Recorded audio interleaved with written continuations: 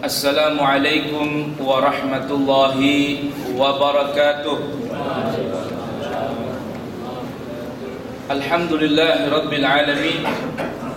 Wassalatu wassalam ala sayyidil mursalin wa imamil muttaqin wa qaidil ghurril muhajjalin wa syafi'il mudhnibin sayyidina wa maulana Muhammadin wa ala alihi at-tahirin wa ashabihi al-akramin wa baqiyati as-sahabati wa tabi'in wa man tabi'ahum bi ihsanin ila yaumiddin, amma ba'd.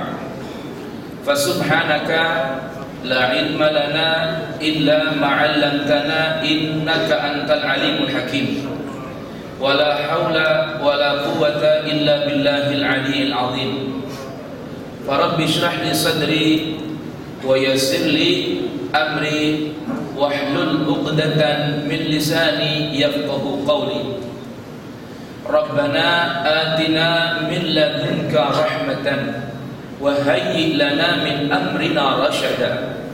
Rabbana la tuzigh qulubana ba'da idh hadaitana wa hab lana min ladunka rahmatan innaka antal wahhab. Rabbana zidna ilman wa alhiqna bis salihin. Wa sallallahu ala sayyidina Muhammadin wa alihi wa sahbihi wa sallama walhamdulillahi rabbil alamin. Alhamdulillah, para hadirin dan hadirat jamaah Masjid Al-Hidayah Gandaria City Mall yang dirahmati dan diberkahi oleh Allah Subhanahu wa taala. Alhamdulillah, kembali di siang hari ini kita duduk bersama bersimpuh di hadapan Allah Subhanahu wa taala, melaksanakan kewajibannya salat zuhur berjamaah, dan kita isi waktu kita antara salat hingga masuk kembali menunaikan amal kita masing-masing dengan merenungkan ayat-ayat suci Allah Subhanahu wa taala. Yang di siang hari ini kita sambung tema yang kemarin seputar keinginan dan cita-cita kita menjadi hamba-hamba Allah yang muttaqin, yang mempunyai predikat orang-orang yang bertakwa. Yang mana di pertemuan kita siang hari ini hingga beberapa pertemuan yang akan datang, insyaallah kita akan renungkan dan kaji ayat-ayat Allah Subhanahu wa taala tentang masalah yang berkaitan dengan infak, dari sorotan dan pandangan Al-Quran serta sunnah Nabi Muhammad sallallahu alaihi wa alihi wasallam. Yang mana tentunya kita harus pahami, yang akan kita kaji adalah renungan dari ayat-ayat suci Al-Quran, yang nanti barangkali kita akan jumpai persepsi kita berkaitan dengan hal ini mungkin kurang sejalan dengan bimbingan dan tuntunan Al-Quran.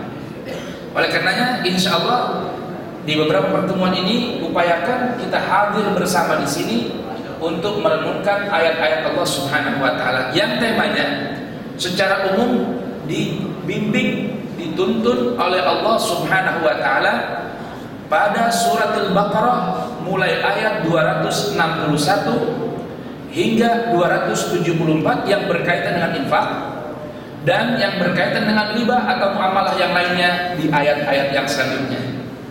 Yang terpenting kita harus memahami terlebih dahulu tentang bagaimana dalam permulaan surat Al-Baqarah karakter orang-orang yang muttaqin, yang diantaranya adalah wa mimma razaqnahum yunfiqun. Orang-orang yang bertakwa itu adalah bukan makhluk bertakwa ya, orang-orang yang bertakwa. Karena di sini Allah labelkan dengan sebutan al-muttaqin. Jadi sering di majlis masjid ini saya sampaikan definisi orang yang bertakwa beda dengan si muttaqin. Orang yang beriman berbeda dengan seorang mukmin. Beda. Kan pernah saya bahas itu kan, arti definisi bahasa sudah beda ini. Kalau orang-orang yang beriman, baik keimanannya benar-benar sempurna atau baru beriman, itu labelnya, julukannya, sebutannya orang-orang yang beriman, atau dalam bahasa lain alladzina amanu dalam bahasa Al-Quran. Namun kalau orang yang karakter atau sifat keimanannya sudah melekat dalam dirinya, menyatu dengan badannya, labelnya bukan lagi alladzina amanu, tetapi al-mu'minun. Atau kalau kita mau contoh nih bahasanya, kita semua yang ada di sini bisa nggak menyanyi? Bisa apa nggak kira-kira? Bisa. Tapi kita bukan seorang penyanyi. Beda nggak kira-kira? Nah, menyanyi dengan penyanyi. Jadi maknanya menyanyi itu, kalau seorang penyanyi, menyanyi itu sudah merupakan profesi baginya, melekat dalam darah dan dagingnya. Nah, kita sekarang ingin minta kepada Allah Subhanahu wa Ta'ala agar Allah berkenan jadikan kita orang-orang yang muttaqin. Maknanya ketakwaan itu sebuah karakter dan sifat yang sudah melekat dalam diri kita. Itu kita inginkan. Ini kira-kira kita mau jadi muttaqin apa orang-orang bertakwa doang kira-kira? Kan ibadah puasa kita tahu kan? Ujung ayat ibadah puasa itu apa? La'allakum tattaqun, agar kalian dapat terus bertakwa hingga mendapatkan label sebagai seorang muttaqin. Nah, di antaranya di awal permulaan suratul Baqarah yang Allah katakan Al-Quran adalah sebuah kitab yang tidak ada keraguan dan kemamangan, kesyakan atau prasangka yang tidak tepat atau buruk terhadap Al-Quran. Ini Allah turunkan sebagai hudan, dan yang dapat benar-benar menjadikan Al-Quran sebagai hudan hanyalah al-muttaqin, orang-orang yang benar-benar bertakwa.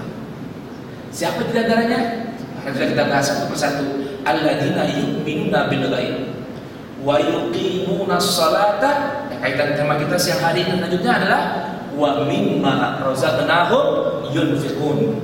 Dan dari sebagian apa yang kami anugerahkan kepada mereka, dari rezekinya yang berupa ilmu, rezekinya yang berupa materi, rezekinya yang berupa kesehatan, yunfiqun. Perhatikan, di sini Allah sebutkan menggunakan kata kerja yang menunjukkan makna atau arti terus-menerus, konsisten, berkesinambungan dengan melaksanakan infak. Dalam Ali Imran Allah katakan bahwa surga Allah persiapkan bagi orang-orang muttaqin yang benar-benar bertakwa. Di antaranya siapa mereka itu karakternya?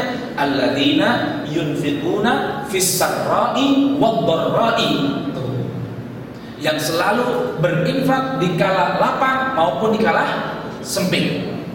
Nanti di penghujung ayat 274 bagaimana Allah katakan alladzina yunfikuna alladzina yunfikuna amwalahum fi sabilillahi sirran wa alaniyatan. Siapa itu orang yang selalu menginfakkan, menginfakkan amwalahum, harta mereka, di kala sembunyi, baik dengan sembunyi-sembunyi maupun terang-terangan, fi sabilillah, di jalan Allah, demi mencari ridha Allah. Apa balasannya? Falahum ajruhum, untuk mereka balasan, untuk mereka balasan yang sangat besar dari Allah Subhanahu wa Ta'ala. Dan ingat ini ada rahasia dari berinfak, hadirin. Selalu kita bahas nih, ada rahasia dari berinfak. Yang ini fenomenanya, realitanya banyak terjadi di antara kita ini. Sekarang banyak orang yang terkena obesitas. Banyak orang yang terkena obesitas. Data banyak orang-orang yang terkena obesitas. Apa sebab? Kebanyakan makan, kurang berinfak dengan tenaganya. Dan banyak orang-orang yang stres, stroke. Kenapa? Karena menumpuk harta tanpa berinfak. Sedangkan Allah Subhanahu wa Ta'ala cintakan kita ini, dalam diri kita, alam semesta raya memerlukan yang namanya keseimbangan. Betul tidak? Dalam segala hal diperlukan keseimbangan. Perlu nggak kira-kira? Perlu. bahkan dalam masalah menumpuk harta, mengumpulkan harta harus seimbang dengan mengeluarkannya di jalan Allah Subhanahu wa taala. Nah, kalau orang yang sudah seimbang, nanti di ayat-ayat Allah akan gambarkan indahnya Al-Qur'an, Pak, subhanallah. Ada kemarin, maaf saya sedikit ini ya, intermezzo sedikit, ada yang sampai ke telinga saya ini Ustadz kok nggak pernah mau bahas hadis katanya. Kenapa sih harus Al-Qur'an terus? Ada yang gitu tuh. Itu gimana jawabnya kira-kira, Pak? Jawabnya gimana kira-kira? Jawabnya saya balik bertanya, kita ini diwajibkan beriman kepada Al-Qur'an apa kepada hadis? Al-Qur'an. Ayo saya bertanya nih, rukun iman berapa? Rukun iman ada berapa? Enggak. Ada 6. Iman kepada Allah. Apalagi? Iman kepada malaikat Allah. Iman kepada kitab Rasul-Rasul Allah. Iman kepada kitab Allah. Kitab Allah Al-Quran apa hadis? Coba jawab yang tegas. Kitab Allah Al-Quran apa hadis? Ayo, jangan sampai salah paham nih. Apalagi sampai ada istilah pengkotak-kotakan ini. Jangan. Kita ini disuruh pertama mengimani, membaca, apalagi mempelajari, mentadabbur dan tunduk mengikuti kepada Al-Quran, bukan kepada hadis. Oh, berarti ustadznya ingkar hadis, bukan ingkar hadis. Kita yang diwajibkan itu beriman kepada Al-Quran dan mengikuti Nabi lewat sunnahnya. Nanti akan kita bahas nih, istilah sunnah dengan hadis berbeda. Istilah sunnah dengan hadis berbeda, serupa tapi tak sama. Mau tahu nggak? Mau tahu nggak? Ntar dulu, infak dulu, apa tuh? Ya, lihat ini ya. Allah katakan bagaimana nih? Di akhir-ayat itu, falahum ajruhum inda rabbihim wala khaufun alaihim wala hum yahzanun. Apa sih artinya? Wala khaufun alaihim, maka tidak ada ketakutan bagi mereka. Siapa itu? Yang selalu berkesinambungan berinfak di jalan Allah, mencari ridha Allah. Wala hum yahzanun, dan tidak akan pernah mereka terkena yang namanya sedih, duka, stres. Jadi kalau orang gak mau stres, harus seimbang antara pendapatan yang dia kumpulkan dengan apa yang dia belanjakan di jalan Allah Subhanahu wa taala. Kira-kira indah nggak kurangnya? Indah nggak? Lemes amat jawabnya puasa, Pak. Indah apa enggak Al-Quran? Indah nggak berinfak? Tuh, kan karena pada orang stres kan, yang gajinya kecil stres, yang apa namanya gaji besar stres. Nah, apa kata kuncinya kalau mau hilang stres? Infak diperbanyak. Yunfikun, Allah selalu bahasanya yunfikun, berkesinambungan dalam berinfak. Inilah indahnya infak. Lihat ya. Walahum yahzanun. Subhanallah, hadirin sekalian. Kemarin kita bahas kan di beberapa pertemuan 3 kelompok tipikal manusia nanti di hari kiamat. Betul. Kemudian 3 kelompok manusia ya yang menerima warisan berupa Al-Quran. Nah, sekarang kita menjabarkan berinfak di jalan Allah, ada lagi penjabaran tentang 3 tipikal manusia dalam beribadah, khususnya berinfak. Mau tahu siapa ini orangnya? Yang pertama macamnya nih, orang yang beribadah dan berinfak karena mencari surga. Karena mencari surga. Boleh nggak? Boleh nggak? Boleh dong, masa nggak boleh? Tapi orang yang pertama ini sebutannya fahiyya ibadatun tujah. Ini ibadahnya, infaknya, infak pedagang. Jadi saya berinfak 100.000, mudah-mudahan surga dan baliknya 1 juta. Itu pedagang tuh, hitung-hitungan soalnya. Hitung-hitungan. Boleh kan? Apa-apa. Ntar kita bahas dari sini ayat Al-Quran ini. Kita kira-kira di posisi yang mana nih mau jadinya? Yang kedua, orang yang beribadah dalam kaitan hal ini yang kita sedang temakan apa? Dan berinfak rohbatan wa khasyatan wa khaufan min adzabillah. Orang yang beribadah dan berinfak karena takut siksa Allah. Kalau saya nggak berzakat, ntar badak saya habis di dunia. Kan gitu katanya ya. Ada sebuah hadis, hasibu amwalakum bizakah. Bentengin harta kalian dengan berzakat. Zakat. khutbah. Kenapa? Anak takut badan habis. Kalau nggak berzakat, Allah kasihkan musibah yang banyak. Ini katanya, ya, orang yang nomor 2 ini tipikal orang yang beribadah, ibadahnya seorang budak. Orang budak kan kerja apa? Takut sama tuannya, nggak takut dipecut kan gitu. Yang ketiga, kita mau jadi mana nih? Kemarin mulai sabikun kan, kita menjadi sabikun. Sekarang kita mau jadi mana nih dalam konteks ini? Orang yang beribadah, berinfak, bukan karena ingin mencari surga, bukan karena takut azab dan siksa neraka, tapi karena ingin mencari satu hal, yaitu ridhonya Allah Subhanahu wa ta'ala. Dan inilah ibadah yang disuka dan diinginkan oleh Allah dari para hamba. Ayo, jadi mana kira-kira? Yang pertama, yang kedua, apa yang ketiga? Yang pertama, yang kedua, apa yang ketiga? Kemarin sayang sih Pilpres cuma 2, ya kan? Coba 3 ada benar enak kita. 1 Prabowo, 2 Jokowi, ketiga ulama, orang Islam, Mahfud MD atau siapa, dokter-dokter, ulama-ulama, enak tuh pilih nomor 3. Ini ada cuma 2 bagaimana? Hadirin, kira-kira kita mau yang mana? Ya mudah-mudahan Allah Subhanahu wa ta'ala buka hati kita agar Allah jadikan kita dalam berinfak dan beribadah hanya mencari ridha Allah Subhanahu wa ta'ala. Kalau diridhai Allah, yang namanya surga udah pasti ngikut. Betul kan? Yang namanya neraka pasti jauh karena kita mencari ridha Allah Subhanahu wa ta'ala. Kalau semena-mena mencari surga, bisa jadi mampir dulu di neraka. Bisa nggak kira-kira? Bisa? Bisa. Tapi kalau kita mencari Allah dan diridha oleh Allah Subhanahu wa ta'ala, udah aman semua, bebas. Amin ya rabbal alamin. Nah, kemudian perlu kita pahami arti infak, zakat, sedekah ini mempunyai makna yang sama. Kalau dalam bahasa Al-Quran ini, infak, zakat, sedekah ini mempunyai arti yang sama, yaitu mengeluarkan sebagian doang. Allah nonton semuanya. Sebagian dari yang Allah anugerahkan kepada kita dari berbagai nikmatnya, kita kembalikan untuk Allah di jalan Allah, mencari ridha Allah Subhanahu wa ta'ala. Kalau di Al-Quran semua sama. Hanya dalam fikih aja nih istilahnya beda-beda ini. Semua sama, ya. Wa mimma razaqnahum yunfiqun, ya kan? Wa yuqimuna shalah wa yu'tuna zakah. Khudh min amwalihim shadaqatan. Artinya apa? Infak ini artinya mengeluarkan. Zakat dari segi bahasa artinya mengembangkan. Sedekah bukti pembenaran. Semua sama enggak? Sama enggak? Sama, enggak ada bedanya. Dalam surat At-Taubah Allah bilang khudh min amwalihim. Ambil wahai Rasul min amwalihim dari harta, sebagian harta mereka, sedekatan sebagai bukti pembenaran.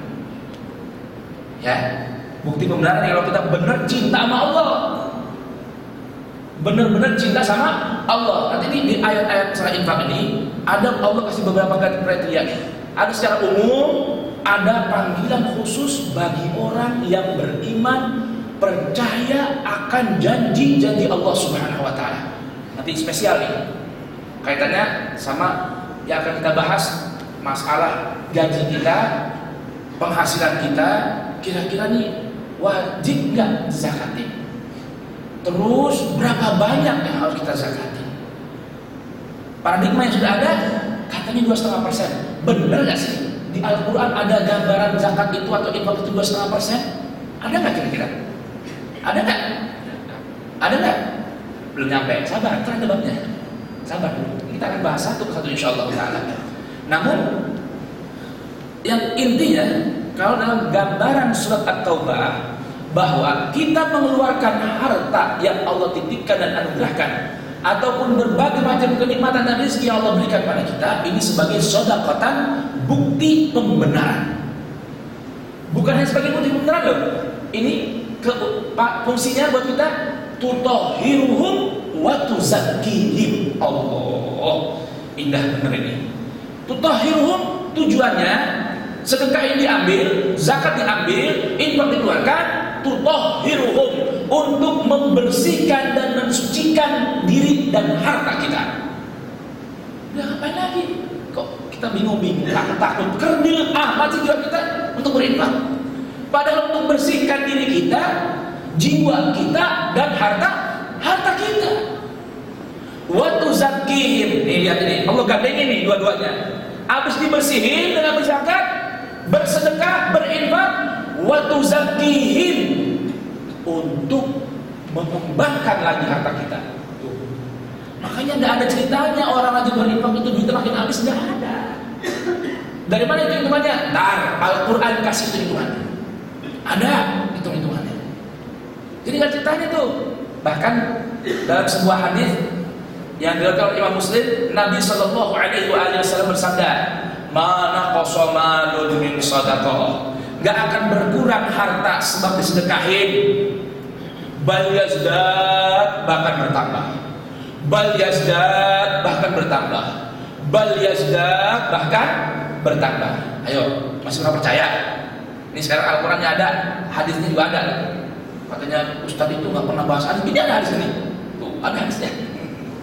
Hadisnya yang kita pelajari, yang kita renungkan adalah hadis-hadis yang sejalan dengan bimbingan dan tuntunan Al-Quran. Karena beda antara sunnah dengan hadis. Sunnah itu pola hidup dan praktek Nabi Shallallahu Alaihi Wasallam.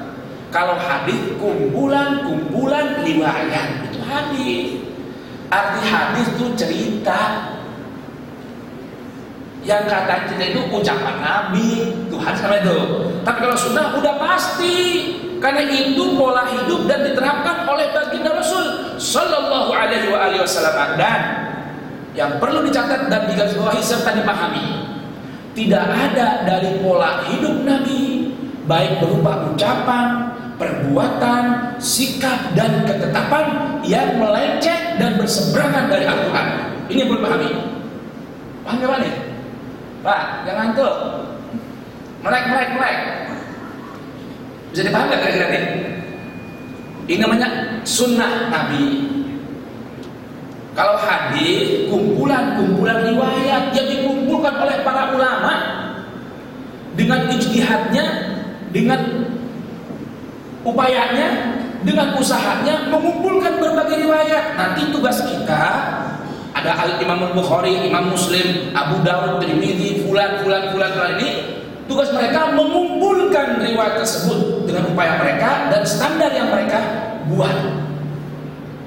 Tugas kita ngecek nih, orang sekarang nih udah barang disiapin, kita tinggal ngoreksiin, liatin ini dipilah nih sejalan dengan Al-Quran. Kalau nggak sejalan dengan Al-Quran, berarti riwayat ini dipertanyakan. Karena tidak mungkin baginda Rasul, seorang hamba pilihan Allah yang sangat istimewa, mengeluarkan statement melalui ucapan, perbuatan, sikap, dan ketetapan yang berseberangan dengan Al-Quran. Karena kalau Nabi sampai membuat sebuah statement yang berseberangan dengan Al-Quran, berarti Nabi amanah apa tidak? Amanah apa tidak? Ya tidak amanah. Sedang Nabi diturunkan oleh Allah membawa Al-Quran. Ingat itu, Nabi diturunkan bukan membawa hadis. Nabi diturunkan membawa Al-Quran. Nah, ucapan Nabi, perilaku Nabi, ketetapan Nabi, sikap Nabi, akhlak Nabi, perbuatan Nabi, itu sudah pasti sejalan dengan Al-Quran. Karena nggak mungkin, mustahil Nabi berani menyimpang dari ajaran yang Allah pilih beliau untuk menyampaikan hal ini. Betul tidak? Betul tidak? Setuju nggak? Udah bisa mantapin di hati ini? Udah paham nih? Jadi bukan saya anti hadis, bukan. Kita pelajari dulu hal yang pertama wajib diimani dan dipahami. Ini terkadang Pak, kalau kita mau jadi jauh mental apa sedikit ya. Terkadang ini kita gara-gara ribut riwayat-riwayat, atau dalam bahasa lain ribut beda pendapat, dikarenakan apa? Perbedaan riwayat dan upaya memahami ayat dan hadis-hadis ini, timbul perpecahan umat Islam. Betul nggak kira-kira? Betul? Padahal udah ada Al-Quran, tolak ukurnya. Al-Quran nur, cahaya yang menerangi kita, yang yukhrijuhum minal dhulumati ilan nur, yang mengeluarkan manusia dari kegelapan ke tempat yang terang benderang. Kita gelap-gelapin lagi. Ini salah. Agama hanya sebagai simbol. Pokoknya kalau yang nyunah itu yang celananya cekak, yang nyunah yang pakai udang-udang, yang nyunah yang pakai gamis. Dari mana itu? Apakah hanya untuk hal yang remeh-remeh begitu Allah turunkan Nabi Muhammad? Allah turunkan Nabi Muhammad untuk merubah gaya pakaian. Mungkin begitu mereka. Apakah mau merubah akhlak kita? Yang baik jadi baik, yang buruk jadi baik. Apakah hanya untuk merubah simbol-simbol aja? Bukan itu hadirin sekalian. Ini perlu kita pahami ini. Al-Quran lebih indah dari itu semua hadirin. Oleh karenanya, ayo momen bulan Ramadan ini, bulan kita mau kembali mencerna, mempelajari Al-Quran tahap demi tahap. Dan ingat, janji Allah, Al-Quran itu mudah untuk dipelajari. Ingat ya, Al-Qamar, percaya nggak omongan Ustaz? Percaya nggak? Omongan Kiai percaya? Bagaimana kalau omongan Allah dan Al-Quran? Walaqad yassarnal Qur'ana lidzikri. Sungguh betul-betul telah kami mudahkan Al-Quran untuk diingat dan dipelajari. Fahal min mudzakir. Tinggal siapa yang mau mengingat-ingat dan mempelajari. Setuju nih? Setuju? Ya setuju lah, nggak boleh nggak setuju. Ucapan Allah masa kita nggak setuju. Kalau ucapan Ustaz berbeda sama Anda, boleh nggak setuju. Ucapan Syekh, Al-Imam, Al-Alama berbeda dengan Anda, pemahaman nggak apa-apa, boleh-boleh aja. Habib yang sorbannya gede, beda pendapat sama kita, nggak apa-apa. Kalau sama Allah, ya nggak boleh. Kita ikut apa yang dikehendaki oleh Allah. Setuju? Setuju ya? Kembali nih, kita menjadi yang bagaimana nih? Mau jadi yang pertama, yang kedua, atau yang ketiga? Lihat dalam Al-Quran bagaimana Allah setahap demi setahap nih. Mulai ayat 261 nih, Allah Subhanahu wa Ta'ala terlebih dahulu akhlak Al-Quran, bimbingan Al-Quran diangkat dulu. Tema tentang keutamaan masalah berinfak ini. Lihat ini hadirin sekalian. A'udzu billahi minasyaitonir rajim. Mathalul ladzina yunfiquna amwalahum fi sabilillah kamathali habbatin ambatat sab'a sanabila fi kulli sunbulatin mi'atu habbah. Lihat ini belum khusus buat orang benar, belum. Ini umum buat orang-orang secara umum yang senang berinfak, yang mau berinfak. Apa sih mau berinfak? Ini lihat. Mathalul ladzina, perumpamaan orang-orang yunfikun, yang selalu berkesinambungan berinfak, menginfakkan segala nikmat yang Allah berikan kepada mereka, khususnya harta, fi sabilillah, di jalan menuju Allah. Kamathali habbatin, seperti sebutir biji, ambatan sab'a sanabila, yang melahirkan, memunculkan dari satu biji ini, ya. Berapa yang ditanam? Yang muncul berapa? Yang muncul 7 bulir atau 7 tangkai. Fi kulli sumbulatin mi'atu habbah. Dari 7 ini, setiap satu dari 7 ini muncul lagi 100 bulir lagi. Jadi berapa? 700. Yang kita infakkan nih, apa yang kita keluarkan di jalan mencari ridho Allah Subhanahu wa Ta'ala, ini akan dibalas dengan 700 kali balasan. Ini hitungan buat matematika nih. Kalau kita punya uang 100.000, kita infakkan 10.000, berapa sisanya? 90.000. Berkurang nggak? Itu hitungan kita nih, lain dengan hitungan Allah. Kita keluarkan 10.000, dapat balasan 700.000 tambah 90.000. Jadi berapa? 790.000. Kalau kita menginfakkan uang 10.000 dari 100.000 yang ada di kantong kita. Kenapa contohnya begini? Nah, ini kan realita nih. Saya mau tanya dah. Jumat ketika kotak berjalan nih, di kantong kita ada uang 10.000, 100, sama 5.000, mana kita keluarin? Mana kita keluarin? Oh, surga murah. Surga goceng. Coba itu lihat ini. Ini kan salah kaprah nih kita ya.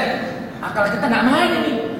Akal kita nggak main. Malah kita tahu dalam surat lain ya Allah Subhanahu Wa Taala berfirman bagaimana? Wal akhiratu khairul laka minal ula. Padahal negeri akhirat itu lebih baik, lebih utama untukmu dari kehidupan dunia. Kita tahu itu. Cuman karena iman ini nggak muncul di hati ini. Kan kemarin kita bahas hati iman. Apa sih? Tajalli azamatillahi fil qulub. Merasakan kehadiran Allah dalam hati kita. Jadi kalau kita ibaratnya maaf nih, gambaran lagi nih. Kita iman, kita visualkan ya. Kita kotak jalan depan kita nih. Ada uang kantong kita 100.000. Ya kan, 50.000 sama 5.000. Depan kita ada mertua ngeliatin, ada guru ngeliatin, ada presiden ngeliatin. Ya kita keluarin depan mereka 5.000 apa 100.000 ya kan, ini kan gambaran kita ini yang terbatas ini kan. Ini 5.000 apa 100.000 yang kita keluarin? 100.000. Bagaimana kalau kita sudah sampai dalam tahap keimanan di hati kita, merasakan kehadiran Allah, kebersamaan Allah dengan kita, seakan-akan selalu dilihat, diawasi oleh Allah. Ketika mau beramal diawasi oleh Allah. Ada Allah begitu. Tak sini. Yakin itu nggak bakal ngasih kecil. Coba dah. Karena ini belum nyampe di hati kita, ini belum nyampe. Mengerti ini ya, ngasih kecil aja. Kan gitu. Coba ini seperti ini. Karena arti lihat kan kalau bahasa kan pengen lihat ya. Nah bagaimana kalau kita lihat di hadapan Allah? Pengen lihat Allah, cari muka, cari muka di hadapan Allah, pasti kita keluarkan yang lebih besar daripada yang lain. Betul gak ya? Nah ini nih, kita mau yang bagaimana kita? 700 kali lipat. Belum cukup 700, belum. Itu bilangan masih bisa taker, bisa. Ada lagi, wallahu yudha'ifu liman yasha. Ayat kami itu.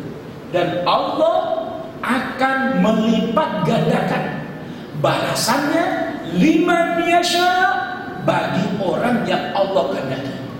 Berarti kaitannya bukan lagi hitungan, tapi kaitannya hubungan kita dengan Allah Subhanahu Wa Taala. Ketulusan hati kita di hadapan Allah. Nah kalau masih hitung-hitungan ya silakan. Insya Allah 700 dapat dah.